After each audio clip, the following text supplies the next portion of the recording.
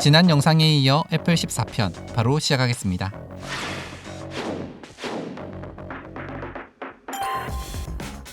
(2006년) 애플은 파워북과 아이북을 잇는 새로운 노트북 제품을 출시했습니다.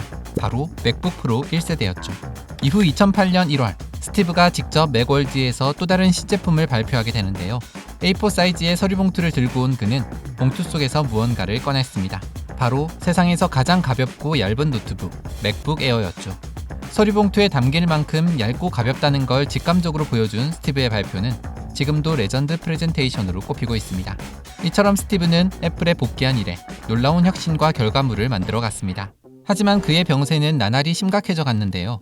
췌장암이 간까지 전이가 되면서 스티브는 힘든 투병 생활을 병행해야만 했습니다. 그런데 스티브의 의지와는 달리 사업에 있어서 CEO의 건강 이상은 꽤 많은 리스크를 초래할 수 있었기 때문에 애플 이사회 입장에서도 그리고 스티브의 입장에서도 극도로 자신의 건강 상태를 비밀로 유지했다고 합니다. 그럼에도 2008년 6월 아이폰 시리즈를 소개하는 자리에서 스티브가 눈에 띄게 야윈 모습을 보이자 각종 매스컴에는 스티브의 건강 악화설을 제기하며 추측성 기사를 쏟아내기 시작했죠. 그도 그럴 것이 스티브의 체중이 18kg이나 빠질 정도로 겉모습은 누가 봐도 위중한 상태였는데요. 애플이 내놓은 입장은 모호하게 CEO의 사생활 문제라 공개할 수 없다는 말뿐이었습니다. 그리고 스티브 역시 애플 이사진들에게 자신의 건강 상태를 함구해달라고 간곡히 부탁했습니다. 또한 스티브는 각종 인터뷰를 통해 최근 제기되고 있는 건강 이상설에 대해 자신은 단순히 스트레스로 인해 체중이 빠지는 거라고 일축하기도 했습니다. 하지만 사람들은 더욱 불안해했다고 합니다. 결국 스티브의 건강에 대한 우려는 애플 주가에도 치명적인 영향을 미치게 됩니다. 2008년 6월 초 188달러였던 애플의 주가는 7월 말에는 156달러로 떨어진 것인데요. 심지어 2008년 8월에는 블룸버그 뉴스가 미리 써둔 스티브의 부고 기사가 실수로 나가는 바람에 사태는 걷잡을 수 없이 커지게 됩니다. 이를 수습하고자 스티브는 새 아이팟 라인을 설명하는 자리에서 자신의 사망 보도는 굉장히 유감스럽고 보다시피 나는 멀쩡하다고 사람들을 안심시켰습니다. 하지만 강단 있는 그의 말과 달리 여전히 수척한 스티브의 모습은 사람들을 더욱 불안하게만 만들었다고 합니다. 결국 2008년 10월 초 애플의 주가는 97달러까지 폭락하고 말았는데요. 그 사이 스티브도 자신의 병을 치료하기 위해 수단과 방법을 가리지 않았습니다. 스위스 바젤로 나라가 미국에서는 시행되지 않는 호르몬 방사선 치료를 시도하는가 하며 또 한 번은 네덜란드로 나라가 로테르담에서 개발한 펩타이드 수용체 방사선 동위원소 요법이라는 실험적인 치료도 받았습니다. 하지만 안타깝게도 뚜렷한 치료 성과는 보이지 않았고 병가를 내야 할 만큼 스티브의 건강 상태는 악화되었습니다. 그리고 2009년 1월 14일 팀 쿡에게 다시 애플을 맡기며 애플의 전 직원에게 메일을 보내게 됩니다. 이때까지도 스티브는 전 직원들에게 자신의 병을 자세히 드러내지는 않았다고 합니다. 다만 병가를 내는 와중에도 자신은 CEO로 남아 계속해서 주요 결정들에 관여할 것이고 6월에는 돌아올 것이라는 말만 남겼죠.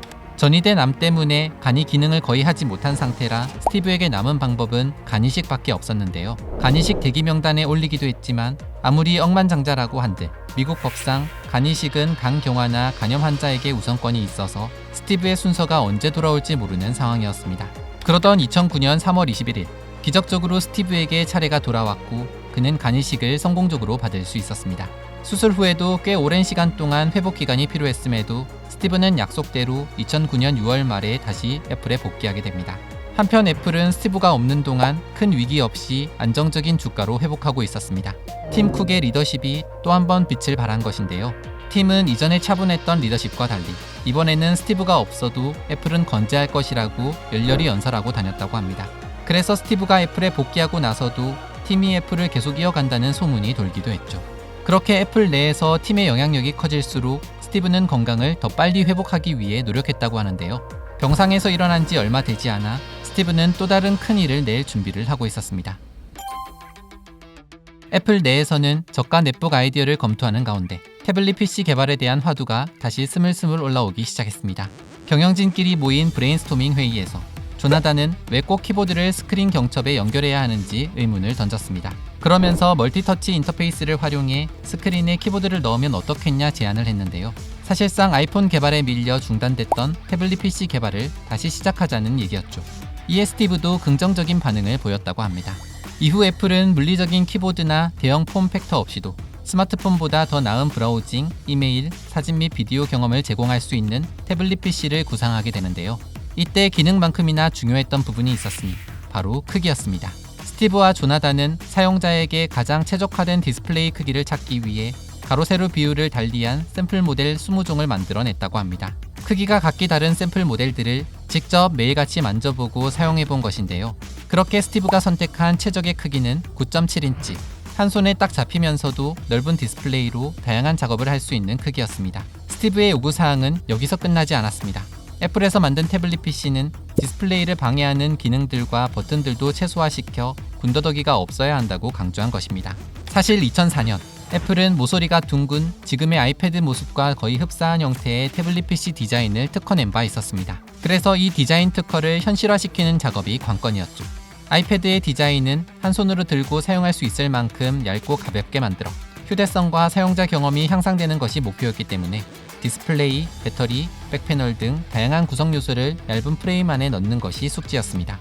수많은 시행착오 끝에 조나단이 생각해낸 아이디어는 특수한 접착제를 사용하여 부품들을 견고하게 고정시키고 디자인적으로 부드럽고 통일된 외관을 유지하는 방법을 택하는 것이었습니다.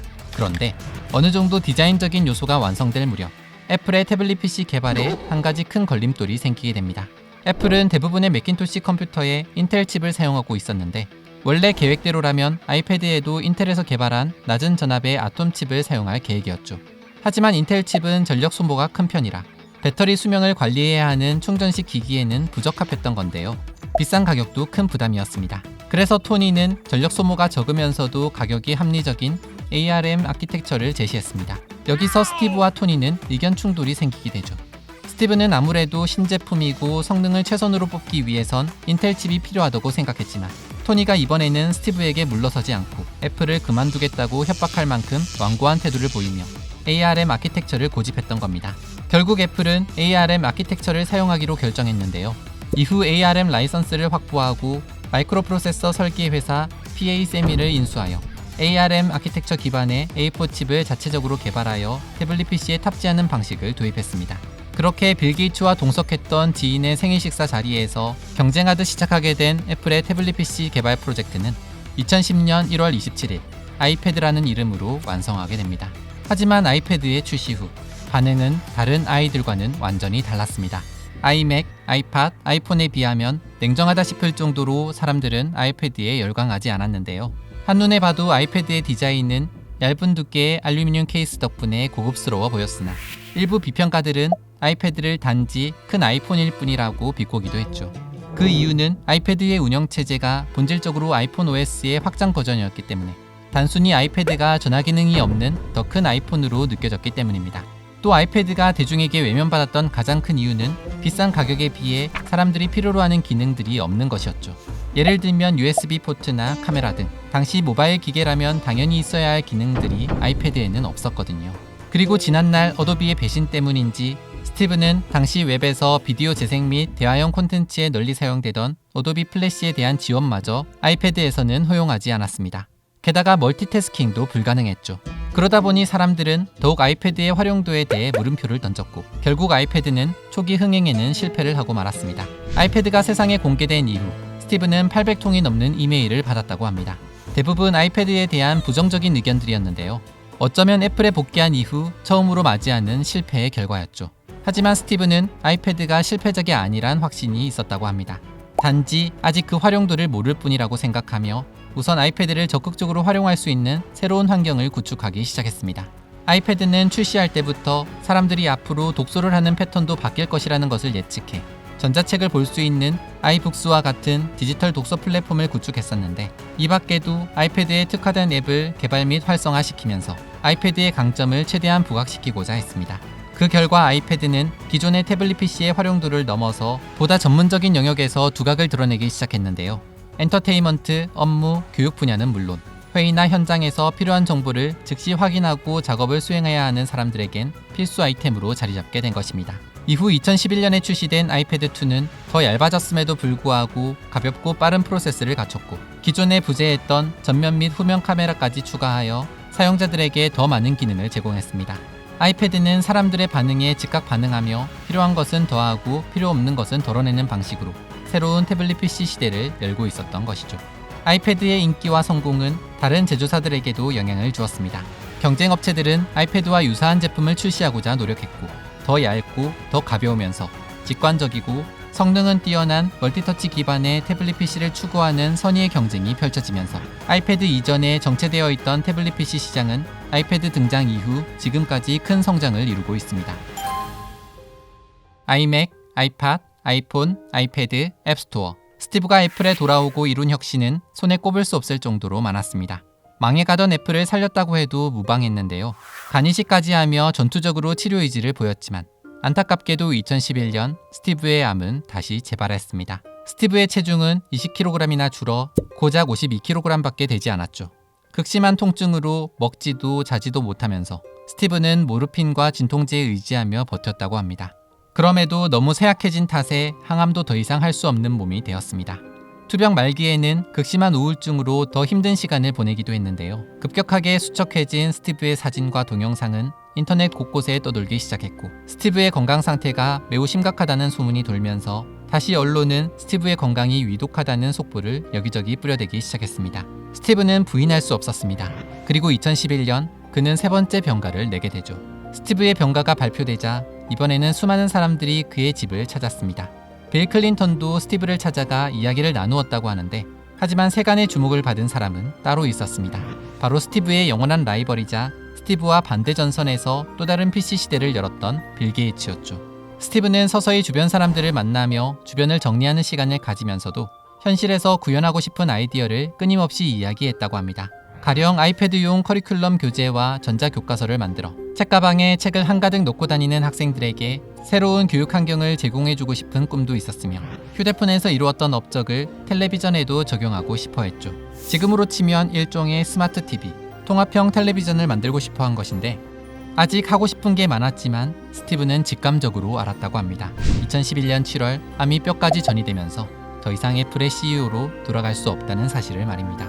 결국 현실을 받아들인 스티브는 애플의 CEO 자리를 사임하기로 결정했습니다.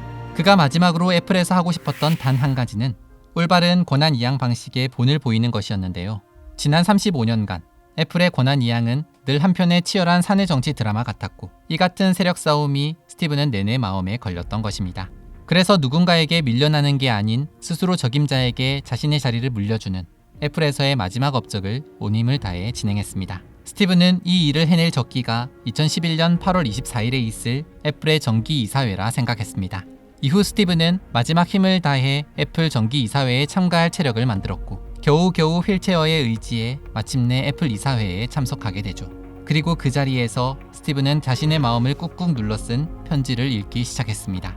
저는 오래전부터 제가 더 이상 애플의 CEO로서 의무와 기대치를 충족하지 못할 날이 오면 여러분에게 먼저 알려드리겠다 말했습니다. 이 사진들은 어두운 표정으로 스티브를 바라봤습니다. 스티브는 담담하게 편지를 계속 읽어 내려갔습니다. 안타깝게도 그날이 왔습니다. 오늘부로 저는 애플의 CEO 자리에서 물러날 것입니다. 앞으로 애플을 새롭게 이어갈 차기 CEO는 팀 쿡이어야 합니다. 마침내 애플을 떠나는 스티브를 보고 애플의 임원들은 마지막으로 뜨겁게 포옹하며 그를 배웅했습니다. 그로부터 6주가 지난 2011년 10월 5일 스티브는 애플이 아이폰 4S를 발표한 바로 다음 날 56세의 나이로 세상을 떠나게 됩니다.